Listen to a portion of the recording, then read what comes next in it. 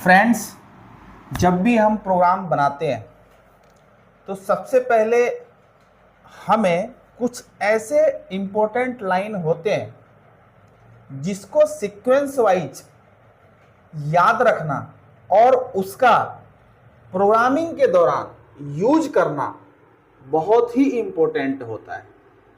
इस बात को हमेशा ध्यान में रखना चाहिए। अदरवाइज आप प्रोग्राम तो बना लेंगे, लेकिन मैं दावे के साथ कह सकता हूं कि जब भी आप प्रोग्राम को मशीन में रन करेंगे तो कहीं ना कहीं प्रॉब्लम जरूर आएगी। इसलिए इस वीडियो को गौर से देखें। कोशिश ये रहे कंप्लीट देखने की। भगा भगा करके देखने में, स्किप करके देखने में और एक कंटिन्यू वीडियो को वॉच करने में काफ़ी अंतर होता है। इसलिए आप जैसा वीडियो को देखेंगे, आपकी नॉलेज की जो ग्रोथ है ना, उसी के अकॉर्डिंग होगी।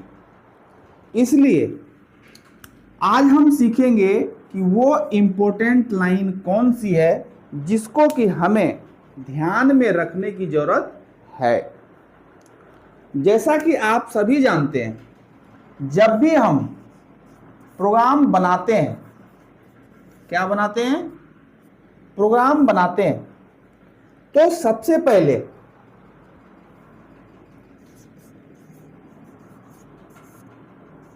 जॉ की जो बोरिंग है वो बहुत ही इंपॉर्टेंट होती है। क्या होता है? बहुत ही इंपॉर्टेंट होता है।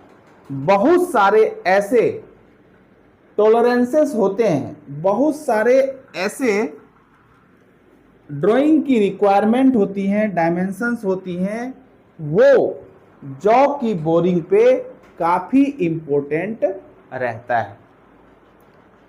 बहुत सारी समस्या का समाधान जितना अच्छा आप इसे करेंगे, उतना अच्छा समस्या का समाधान आपका होगा।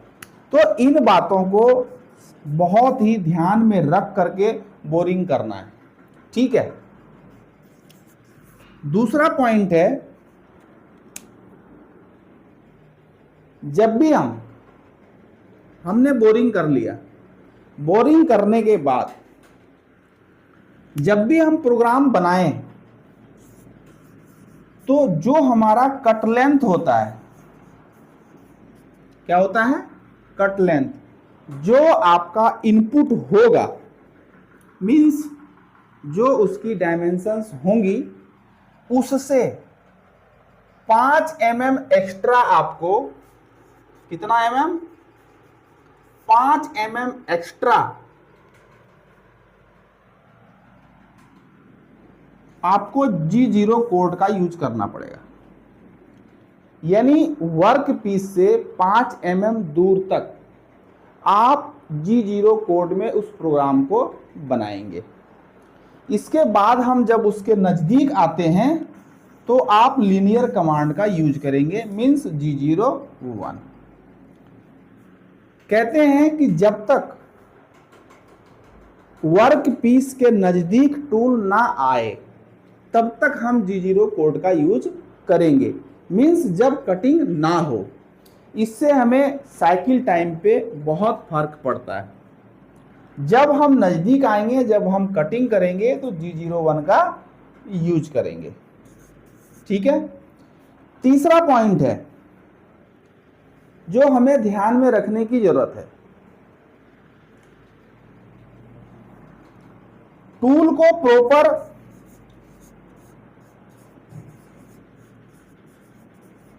टूल की जो क्लैंपिंग है वो प्रॉपर होनी चाहिए। अगर हम टर्निंग टूल की बात करें तो काफ़ी ज़्यादा बाहर निकला ना हो, प्रॉपर उसकी टाइटिंग हो।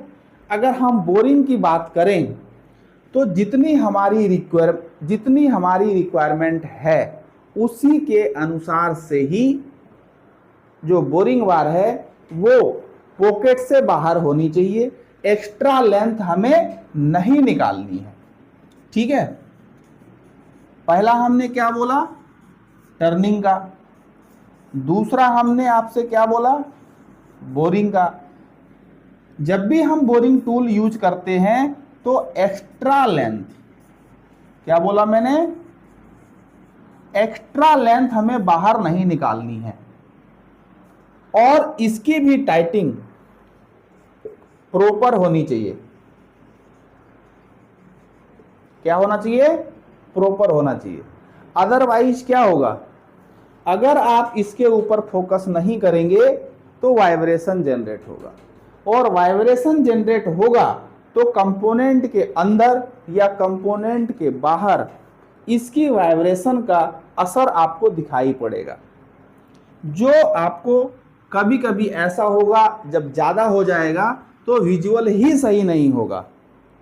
जब कोई भी पार्ट अगर विजुअल देखने में सही नहीं होता है तो उसकी क्वालिटी खराब है।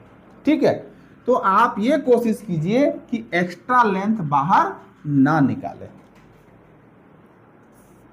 चौथा पॉइंट की हम बात करते हैं। चौथा पॉइंट की हम बात करेंगे, जो आपका पार्ट का डायामीटर है उसके हिसाब से आरपीएम, फीड, और तीसरा है कटिंग स्पीड। ये सब का यूज आप सही से करें।